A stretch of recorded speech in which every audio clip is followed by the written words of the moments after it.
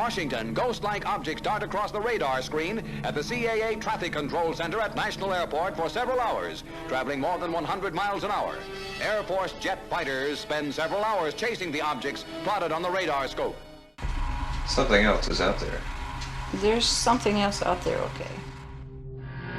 Of all the banks and braes of bonny Scotland, none holds more fascination than the murky waters of Loch Ness. Tell me, do you think there is life on other planets?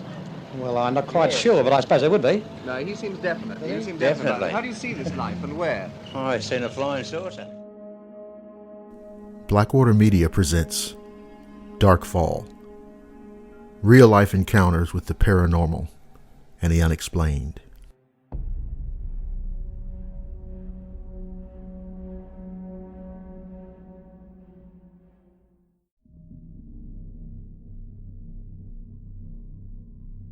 From roughly 2000 to 2005, I lived on the south edge of Northern Virginia. This was a rural area with houses set far apart from each other, surrounded by fairly dense woods. So let me tell you about these creatures that I came to call the wolves in the woods. Most of you probably use the term dogmen. Due to insomnia, I had a bad tendency of staying up very late at night, sometimes all the way until dawn. Frequently, I'd leave the window partially open all night to let in a cool breeze. On some occasions late at night, well, after midnight, I'd hear something loudly crashing through the woods behind the house.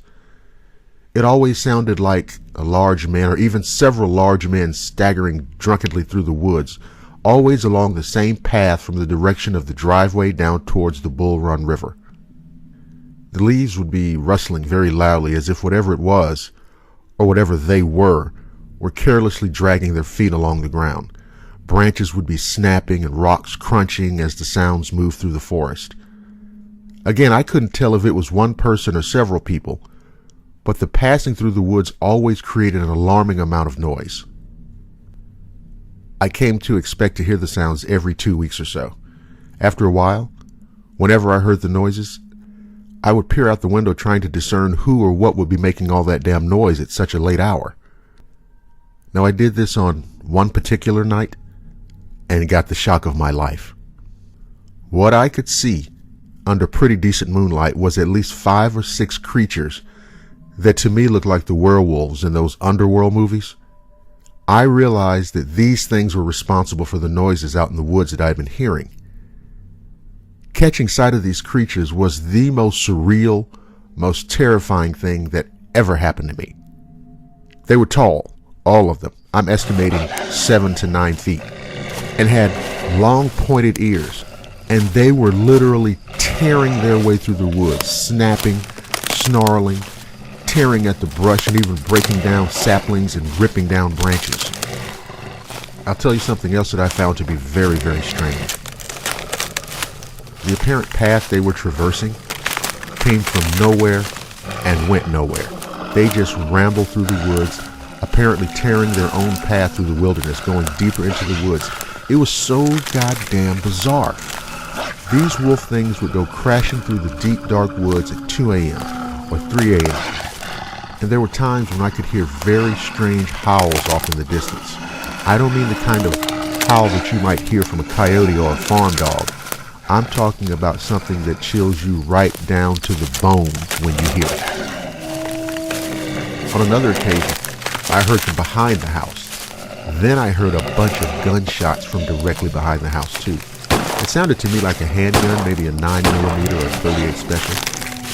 Next morning, I wandered around the edge of the yard searching for expended brass, but didn't find anything. I found no traces or signs of anyone passing through the woods. In the days following the gunshots, I became increasingly determined to find out just what the hell was going on. I put a flashlight on the small dresser by my door. I patiently waited night after night to hear the wolf things come storming through the woods.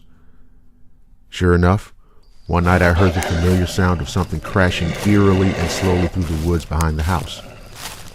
I jumped up, rushed to gather the things I intended to carry outside, and then I moved out to see those creatures moving through the woods.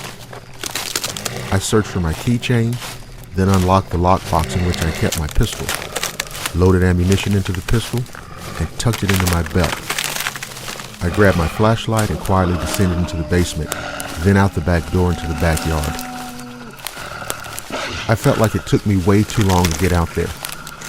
By the time I cautiously made my way out there under the moonlight, I could hear the noisy movement receding into the distance. I walked slowly and stealthily out to the edge of the woods and pulled my pistol out of my belt. I crept soundlessly down the hill into the dark woods. I positioned myself defensively behind a large tree, in case they hadn't totally gone. I peered warily in the direction of the noise, my eyes strained to see whatever was out there, but I could discern nothing through the shadowy branches of the forest. After a while, I pointed my flashlight towards the direction of the noise and turned it on. My night vision was instantly ruined by the reflection of light from the tangled mass of trees and branches. I turned the light off and listened to the sounds fade into nothing.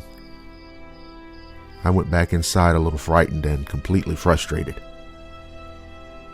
To this day, I wonder about why those creatures move through the woods at night. Where do they come from? Where were they going? And the most frightening question, will they ever return?